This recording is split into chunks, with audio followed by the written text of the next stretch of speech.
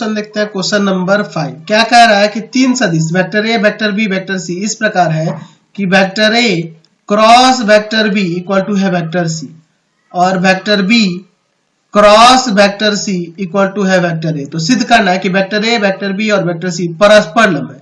अच्छा, vector A cross vector B vector C के बराबर है, तो हम लोग कह सकते हैं कि वेक्टर सी जो होगा वह लंब होगा वेक्टर ए पर भी और वेक्टर सी जो होगा लंब होगा वेक्टर बी पे भी। हम लोग पढ़े हुए हैं कि अगर मैं इसे आई कैप कहूं, इसे मैं जे कैप कहूं और यहाँ पर मैं के कैप लूं, तो आपको पता है कि आई और जे का क्रॉस प्रोडक्ट के होता है। कब होता है, क्यों होता है? क्योंकि ये एक दूसरे पे लंब है, लंब है, यानी कि ये के आई पर भी लंब है और जे पर भी लंब है, तभी ना लिखते हैं जी।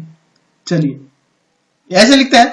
तो इसीलिए जब vector A cross vector B vector C के बराबर है तो वेक्टर सी ए पर भी लंब होगा और वेक्टर सी बी पर भी लंब होगा। उसी प्रकार यहां से वेक्टर बी और वेक्टर सी का क्रॉस प्रोडक्ट वेक्टर ए के बराबर है, तो वेक्टर ए क्या है, वेक्टर बी पर भी लंब है और वेक्टर ए क्या है, वेक्टर सी पर भी लंब है।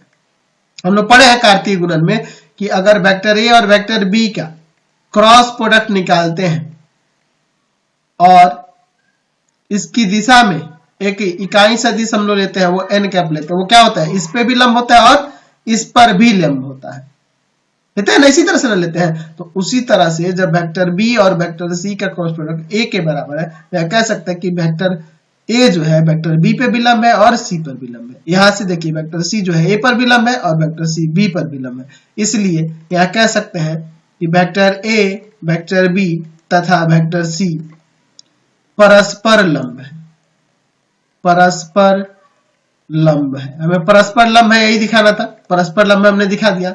अब यह दर्शाना है, चलिए चूंकि हमारे पास दिया है vector A cross vector B equal to में वेक्टर सी तथा vector B cross vector C equal to में वेक्टर ए, मैं क्या करता हूं, दोनों तरफ इसका मैग्नीट्यूड ले लेता हूं। Vector A cross vector B का magnitude equal to vector C और यहां से हो जाएगा वेक्टर बी, यहां भी इसका मैग्नीट्यूड लेंगे, vector B cross vector C का मैग्नीट्यूड इक्वल टू में वेक्टर ए का मैग्नीट्यूड। चलिए तो वेक्टर ए क्रॉस बी का vector A cross vector B का मैग्नीट्यूड क्या लूंगा, वेक्टर ए का मैग्नीट्यूड फिर वेक्टर बी का मैग्नीट्यूड और इनटू में आपका साइन इन दोनों के बीच का कोण लेंगे, तो कोण इन दोनों के बीच का क्या होगा, 90 है, दिख रहा है ना, परस्पर लंब है, तो साइन पाई बाई 2 ले लूंगा और इक्वल टू में हो जाएगा वेक्टर सी का मैग्नीट्यूड। यहाँ पे देखिए वेक्टर बी का मैग्नीट्यूड इंटू वेक्टर सी का मैग्नीट्यूड, वेक्टर सी का मैग्नीट्यूड और इंटू में आपका आ जाएगा साइन पाई बाई 2, क्योंकि इनके भी बीच का कोण आपका क्या है, 90 ही है, और बराबर में वेक्टर ए का मैग्नीट्यूड।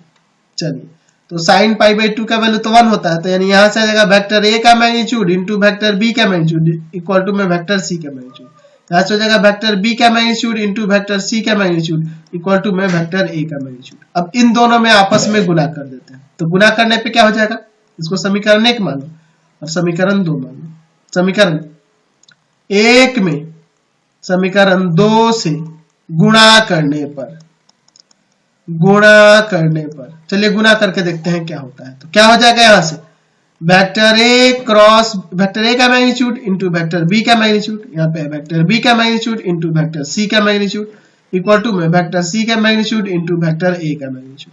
दोनों तरफ देखिए कुछ सेम मिल रहा है, क्या कुछ सेम मिल रहा है, तो यहाँ ए के मैग्नीट्यूड से ए का मैग्नीट्यूड, सी के मैग्नीट्यूड से सी के मैग्नीट्यूड, बी का मैग्नीट्यूड बी के मैग्नीट्यूड का स्क्वायर हो जाएगा और इक्वल टू में 1, यानी कि यहाँ से वेक्टर बी का जो मैग्नीट्यूड है वो 1 के बराबर हो गया, 1 के बराबर हो गया। अब हमें क्या दिखाना था इसमें कि सी जो है ए के बराबर है, सी जो है किसके बराबर है, ए के बराबर है। मैं समीकरण 1 लेता हूं, समीकरण 1 से वेक्टर ए का मैग्नीट्यूड इंटू वेक्टर बी का मैग्नीट्यूड इक्वल टू में वेक्टर सी का मैग्नीट्यूड। मैं वेक्टर बी का मैग्नीट्यूड 1 यहां रख देता हूं, ठीक है, 1 रख देता हूं, इंटू में है ये आपका, ऐसे ना तो नहीं तो लगेगा क्रॉस प्रोडक्ट, इंटू में 1 देता हूं, इंटू में वेक्टर सी का मैग्नीट्यूड, यहां से हो जाएगा वेक्टर सी का मैग्नीट्यूड इक्वल टू में वेक्टर ए का मैग्नीट्यूड। ये भी हमें प्रूव करना था, यह भी दिखाना था, और तीनों सदिश एक दूसरे पर लंबे, यह भी दिखाना था। हमने तीनों दिखा दिया। Question number